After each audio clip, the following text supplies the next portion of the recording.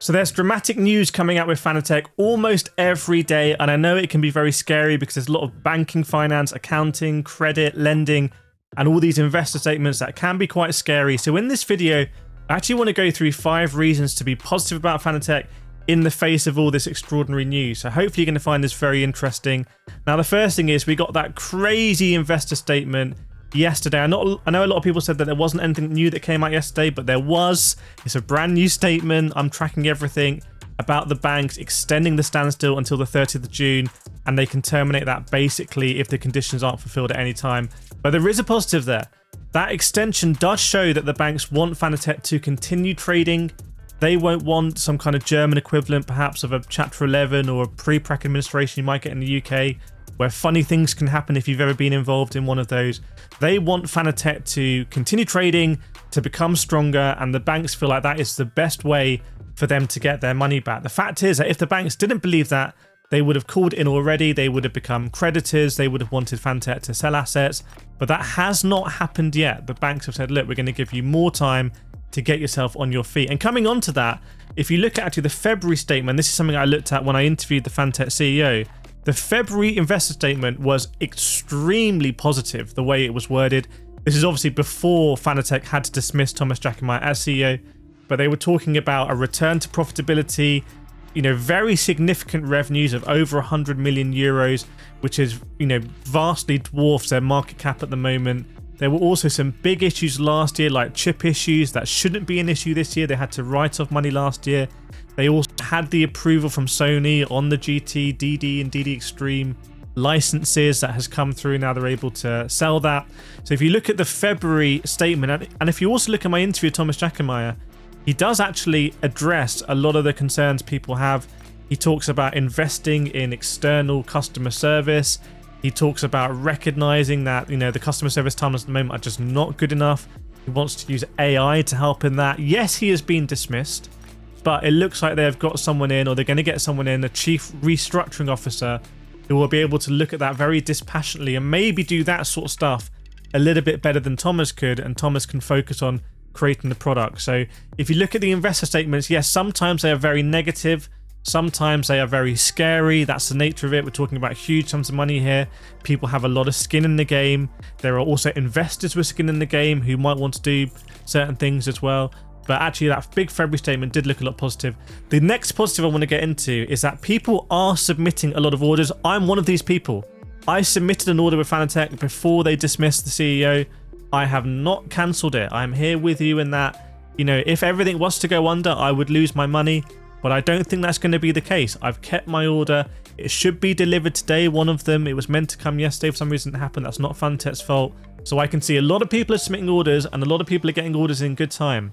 So again, if you watch my interview with Thomas Jackermeier, it seemed like there was a very big issue around Black Friday. Specifically, he said there was a glitch between some sort of system not talking to another system. People were able to place orders even though those orders were out of stock, and they sort of packaged that a little bit differently. But if you look at the website today, it does have a traffic light system on everything: red, amber, and green. Green is in stock, ready to go.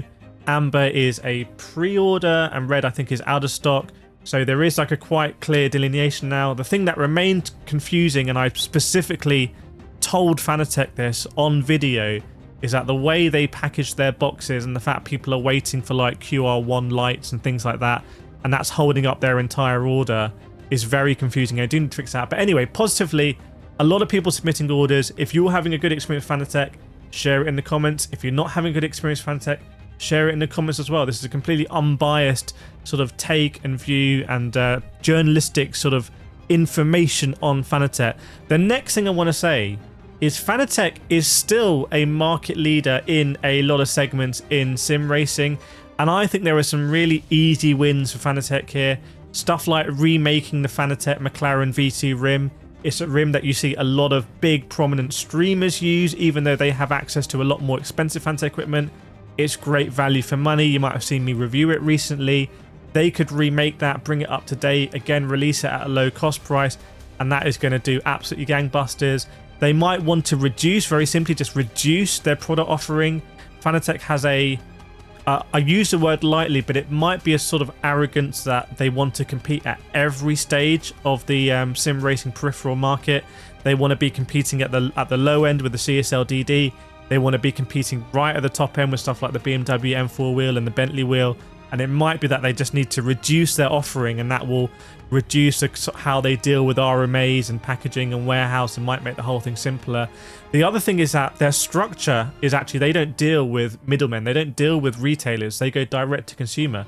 And that's been a big issue with Fanatec, because their direct to consumer piece has fundamentally broken around the Black Friday time. But if they get it working, it does mean that they're not paying margins, to Media Market or Amazon or Micro Center. They are keeping all of that margin and sending it to you directly. So if Fanatec can sort this out, they should inherently have more margins than other sim racing peripheral companies, which is not something I see talked about a lot. There's another point as well, which is all of this discussion, in a way, is just massively, a lot of publicity for Fanatec. A lot of people now are going to know about Fanatec. A lot of people are going to be aware about the Fanatec product offering. They're going to maybe see Fanatec as kind of an underdog here, because if you look at my interview, I do say that Fanatec is a little bit of an underdog. You can see on the public statements, they've got 200 employees. It's not a massive company. There's a lot of talented people there.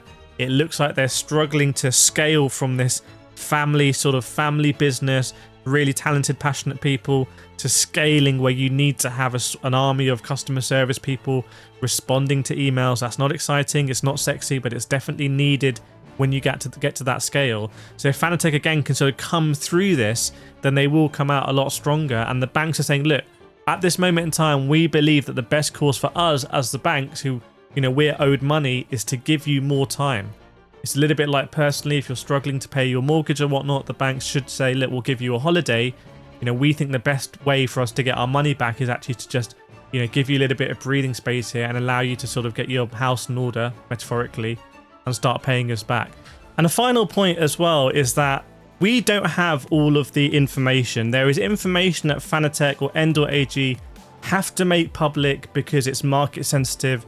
And that's when you see these investor statements. There's also people that have access to stuff like the Bloomberg terminals. They can see what trades people are making. But there's so many now opinions here coming from very different angles. My opinion and angle is that of a Fanatec consumer. I am someone who pays money to Fanatec, and all I really want is, I want products that work and are good. I don't care about the share price. I don't care about other things.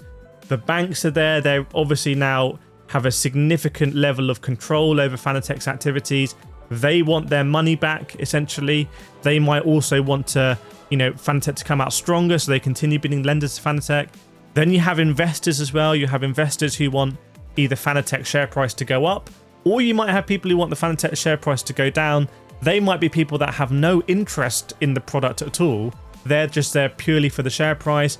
Then you have Fanatec, an organization, like many talented people.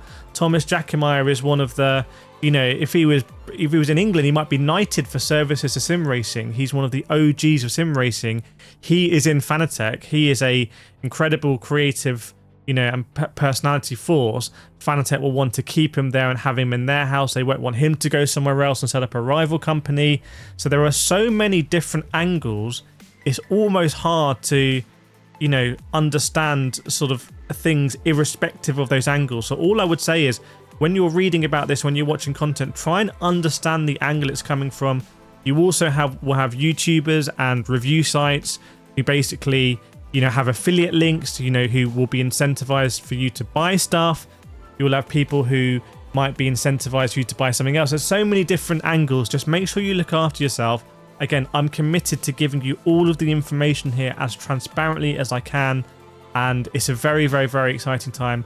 Hope you found this video interesting. Let me know your thoughts in the comments, and I will see you next time.